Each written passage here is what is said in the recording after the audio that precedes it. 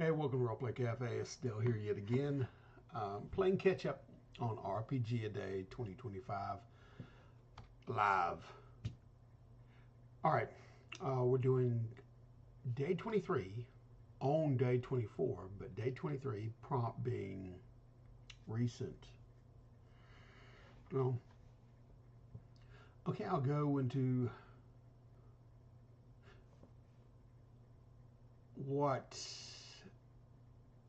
in my own personal gaming life or career uh, that I think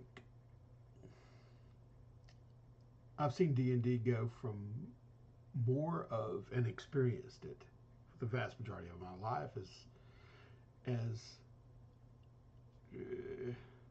for all intent and purposes, a tactical war game with some light um, tropish or stereotypical role playing, which basically just devolved down into social pop culture references or quick voices, snippets, and just cogently aware of what was going on in the story, and interacting. But mainly it was my resource management and my optimization of my skills and ability for my character to apply on the field. So it was that, and that's what it essentially began with. Right? Uh, war game stripped down. Now, if we've seen games, the game has had a long, uh, decades-long examination and mutations in the various forms and whatnot. Now, one of those is the minimization of the rules, crunchiness. So, people who wanted to try to role play in whatever manner that held for them uh, wouldn't have to be bogged down with resource management so much. Now, to get in the way of trying to be the character. Now, when I started playing, and my examination into that form of role play, which can be a lot attributed to my online play, right? In getting kind of access to various types and the expansion of the hobby beyond classic D&D. So I got to see the industry, spread out. Indie games, various types of games, minimalist games. I expanded my um, experiences with the game and came to realize that I had enjoyment beyond just the traditional. Nothing wrong with traditional, right? Years doing that. Years doing that. But I found that I liked trying to role play strictly, um, to more get in the headspaces of the character, the worldview of the character, to try to expand my own personal understandings of others who may hold different points of view than me, and trying to play, at least in a limited way, from that perspective as a character, right?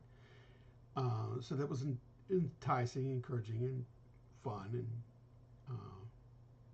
an experience, and that I still enjoy doing that.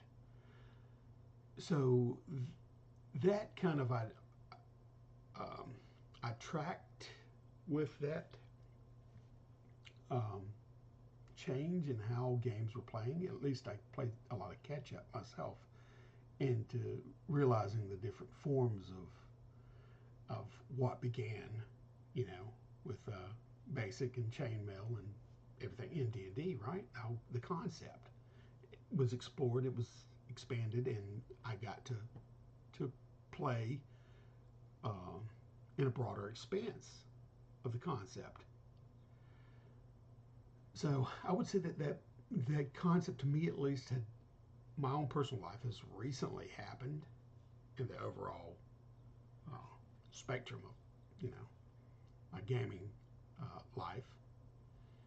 The shift from more heavy, crunchier resource uh, management type games um, to the aspect of playing a role more so. So with that, uh, the process of trying to come to understanding that and trying to be able to weigh and measure just what amounts of mechanisms or rule sets I would necessarily need to support me, and you know, in my play. This is Jason too. Is what we went along on the journey of creating Dark Age Man. Proud of that game. Years went into it. It was just part of my exploration of uh, the expanded hobby and what I was enjoying about the other side of it, the other side of the coin. Um, and now, recently, we've delved into trying to, at this stage of our gaming lives and careers, we're trying to explore more about what we really want or how it may have changed or tweaked with Space Age of Man. Before, I think years ago, I kind of, we're both calling unintuitive, obviously. So intuitive, but also encompassing kind of uh, some, ideally, some analogous, uh, which ties in with the intuitiveness, utilization of the mechanic in play. So, um, analogous is more of like an extension in a way, like simply throwing a dice might be like taking a hit, you know what I mean? So it has that physicality of it that you feel like you're that. So that could be a bonus to the interpretive aspect of how how the mechanics lock in and mesh with the play, and it feels more natural. You don't want to have it against the grain of play, right? You don't want it to inhibit play, but you want it to feel free. So that's like a second criteria for me, optimization wise. And the third is more like being, there's a universality that you don't need. The more varied mechanics that are different from one another, the more you have to learn. Where if you can have a mechanic that is more so universal, then there's not that learning curve dips. And whether it's exactly the same or is a mechanic that is of the same type, that maybe slightly is still better than a radically different tactic. Calls our mechanic calls back to um, like thieves plugged into old D&D. You know what I mean? And all their skills. It wasn't like something that was part and parcel. It felt tacked on, felt different, than how the game itself was structured. So that works. I guess it's like a different set of things that you have to approach role wise and incorporate as far as the players understanding it, as far as the GM running it, which isn't ideal. That may have been a necessity for them or the only way out, but ideally you want to try to find something that dovetails or is kosher with the whole mechanical bag that's being applied. And in general, the mechanics that are applied in the game, um, the simplicity of them,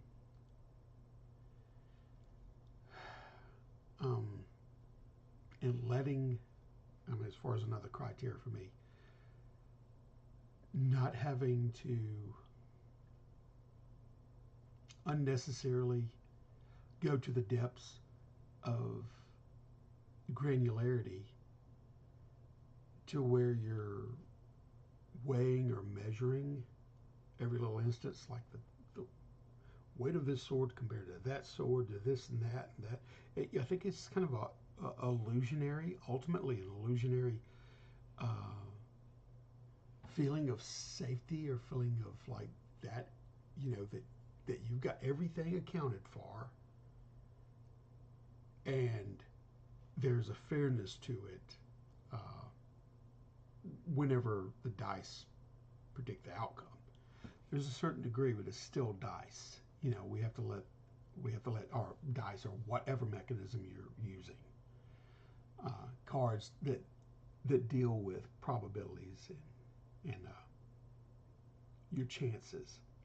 It's still them, and let them speak. You know, so that little anxiousness about making sure that everything is measured.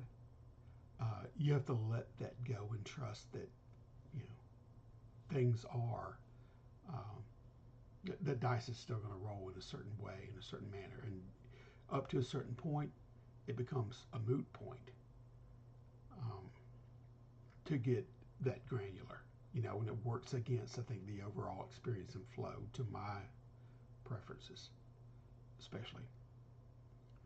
Um, so recently, here, as far as in my whole um, examination and exploration and participation in the hobby, uh, that's where it's led me.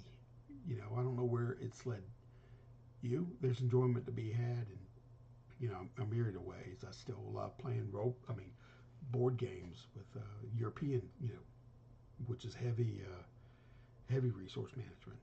Still get off on that, but see, I'm engaged in a different way. I approach it differently. So every game I go into, I know that needle will shift to more of you um, of a thing where you're more concerned about the mechanics, and I'd say as opposed to like the experience of this character or what's going on in the minute.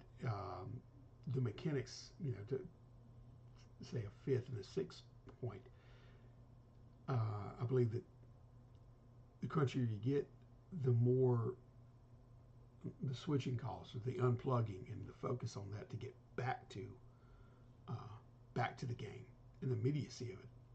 Because when you're playing a social game, you've got various people that you're playing with around the table, and you have to play off of each other. But that momentum can be lost in a moment, and your character would respond differently with downtime to think. If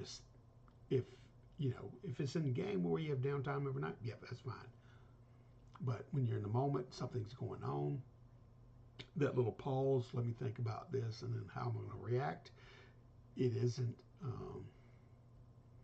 indicative of the thrill of reacting and interacting spontaneously, and from keying into your character's point of view, what would motivate them to do in whatever direction, right? Whether to their detriment or benefit. Um, so that is a negative aspect of being too crunchy. Like I said, sometimes even in a role playing game, you have downtime where you can consider these things, and you could tool around with the mechanics, or your list of items that you have, or your possibilities, or you know it's a safe place for us.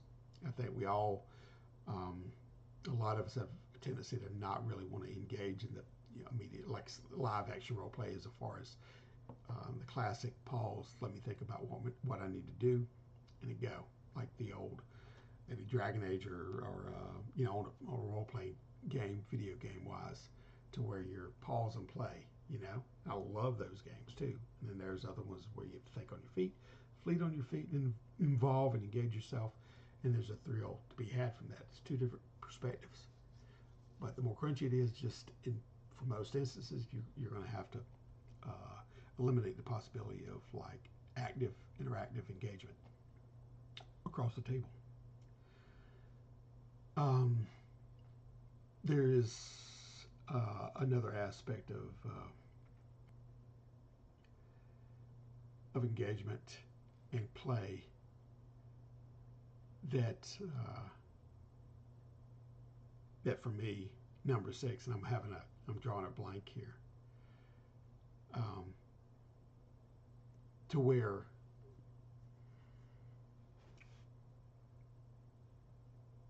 I wish I could think of it. Uh, as far as my criteria for what to me uh, is a necessity. I think that's it. The sixth one is that whenever there are appropriate times to utilize mechanics, and this is a little bit of the like I said, analogous, is if there are moments to where your character would engage in a way um, mechanically, where it might be construed as like crunchy, like if you're taking inventory in the game as your character in a situation, you can easily take inventory on you know, on your character sheet or whatever you have.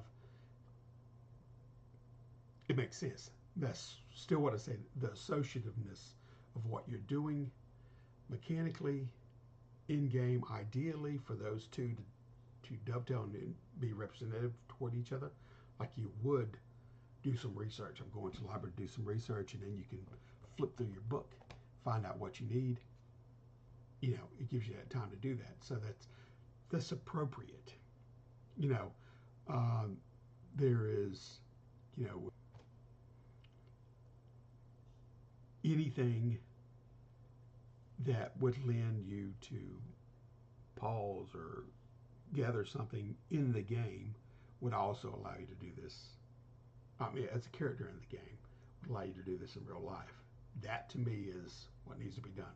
It doesn't need to inhibit, um, those static moments as opposed to the active moments. When you're in the game and it's active and you got to play, you don't need to stop and do static and examinations. You should, I think, know what you need to do in the moment as your character. You have to know what you've got at the ready to do it and apply it as such, uh, instead of downtime. Like I said, I think people don't like to feel that pressure sometimes, and they want to stay paused. Let me go check or let me do whatever. But there's something, ultimately, I want to uh, develop Space Age Man toward that end where it hits those notes and produces something, to my mind, beautiful. That sweet spot, especially for myself. When I know Jason wants that too, so that's what we've both been trying to figure out. So that's recently what's been going on in my life as far as game design, and now we've entered the game development process where we test these out and uh, and roll with it and see where it goes, see what it needs, see what it doesn't need, see how it feels. You know, do more than kick the tires, but take it for a test drive and then tweak it as we go. So uh, anyway, went over a little long, but that's what is recently what's been going on. All right, we'll see y'all for the third and final one today. A little bit